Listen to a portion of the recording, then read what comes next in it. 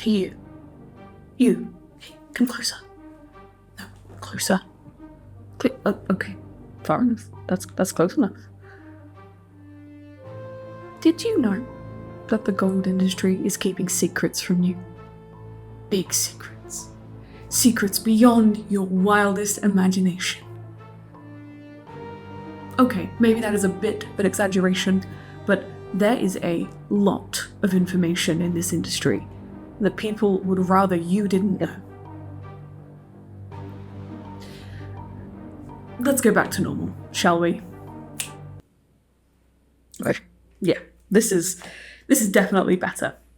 Here at Gold Traders, we like to think that we're different. Obviously, it is very easy for me to sit here and just be like, hey, we're the good guys. But obviously, we have to do something else to show that we mean it. But I would like to think that, our lengthy list of good reviews and our approval from the Buy with Confidence scheme goes some way to proving our dedication to being fair and ethical precious metal dealers. But what about the rest? Well, truth be told, most people in the precious metal industry aren't looking to hide anything from you. But some are. There are some people in this industry that would prefer that people don't know anything so that they can continue to reap money from the uneducated. That is something that we don't want to stand for. If Gold Traders as a company can run successfully for 15 plus years on a more ethical approach, then the rest of the industry can follow suit. So let's get into it. All the information that I'm about to share is readily available online. However, it's kind of mingled in between who swab the text or is sort of inaccessible to read. I'm hoping to present information in a way that is clear and concise, so let me know how I did. So to start, let's get all this confusion about carats out of the way. The word carat has two meanings, one for gemstones and one for gold. Way back in history, back in the ancient times, this word did used to mean the same thing, but as time has gone on, the meanings have diverged, and now you have carats for gold, sometimes spelled with a K, and carats for gemstones. Carats for gold is a measurement of purity, with 24 karat gold being pure gold and any lower number being an alloy. For example, 9, 18, and 22 carat. For gemstones, carat is a measurement of weight, with a 1 carat gemstone being equal to 200 milligrams. This is information that isn't really handed out by jewelers, and I think for people who are interested in jewellery, it can be a little bit confusing. If you have any jewellery made from gold, and it has hallmarks or stamps, which are little marks on the inside that tell you some key information about the jewellery, you might be able to find out what kind of gold it is without testing. Unfortunately for gemstones, you often have to unset the stone from the jewellery and weigh it to find out what it is. Now with gold, you have a few different types: yellow, white, and rose. Yellow gold is the only pure form of gold that is natural in colour. You can find yellow gold in 24 karat, or it can be alloyed down to a lower purity.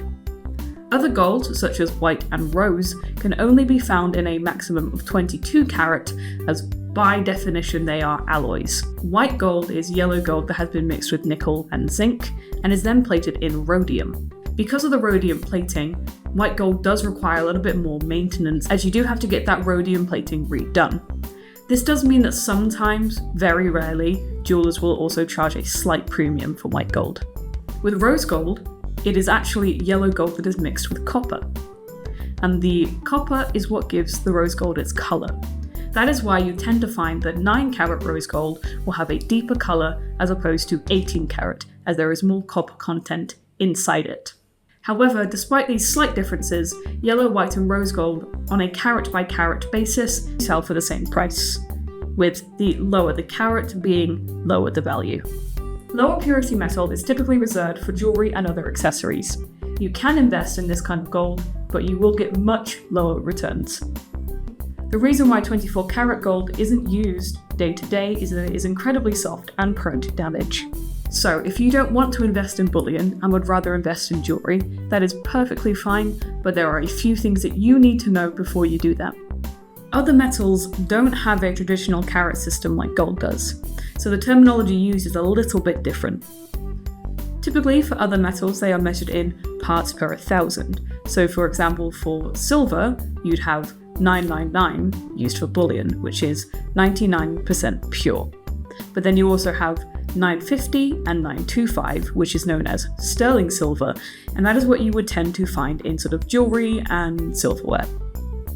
For platinum, it is similar in that you have 999 or 99% purity for bullion, but then jewellery grade is typically between 850 and 950.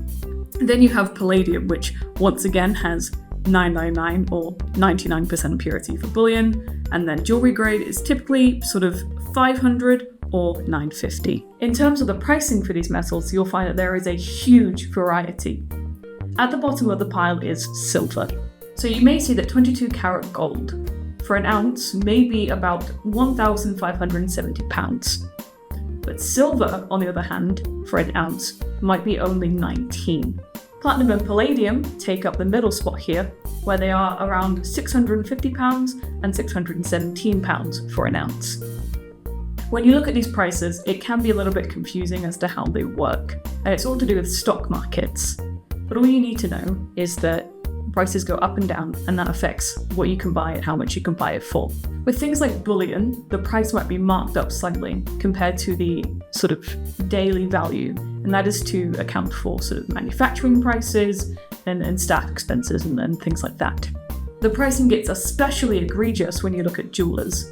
I have, in fact, seen palladium rings cost more than gold rings, even though palladium is actually the lower value metal. Often jewelers will try to sell with trends as opposed to market rates. Know that the markup on jewellery is extortionate.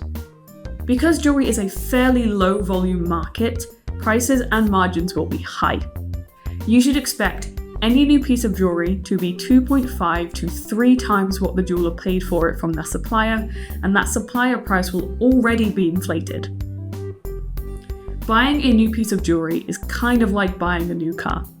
The second that you have made your purchase and left the premises, you may as well never expect to get back what you paid for it. So if you are looking for a good deal on jewellery and want to make some money, the best thing you can do is either look for auctions or estate sales where the lots are priced to just get rid of them. Once you have jewellery or are looking at some jewellery, make sure that you understand how to read the hallmarks that are on it. Now, not every piece of jewellery will have hallmarks, as prior to 1973, this wasn't a legal requirement in the UK. But if it does have hallmarks, it can tell you a lot of valuable information. For example, a hallmark can tell you what kind of gold it is, whether it's 9, 18, 22 carats, and it might even have a maker's mark, which can tell you who made the item and if it has any sort of collectability. Obviously, if it has collectability, then it might be worth a lot more than just selling it for the gold value. As a side note to this, if you are looking to buy jewellery for an investment, don't be fooled into thinking that buying jewellery with gemstones will net you a higher price. In the world of precious metal trading, most companies will not offer any extra for gemstones. Another pitfall that you will want to avoid when selling your gold is the free post cash for gold sites. These sites are a dime a dozen and will entice customers with free post envelopes, which means that people can send their gold in without a worry and get paid for it. Unfortunately, these companies tend to only offer about 40 to 50% of the actual gold value, whereas a proper metal dealer's offers up to 90% or maybe even more. Not only this, these free post sites often tack on additional fees, which a precious metal dealers will not. Unfortunately, it is very hard to avoid these companies, so make sure that you are doing your research, checking reviews, and that you compare prices from a few different places before you sell. As you can see, there is a lot of information that the precious metal industry doesn't make abundantly clear. I hope that I have helped spread some information to you, but if you think there's anything that I've missed, please let me know down in the comments. As a company that's trying to make a bit of a wave in the industry and make sure that people aren't in the dark and it's a little bit more accessible, this means a lot to us. As always, thank you for watching, and I hope to see you in the next video.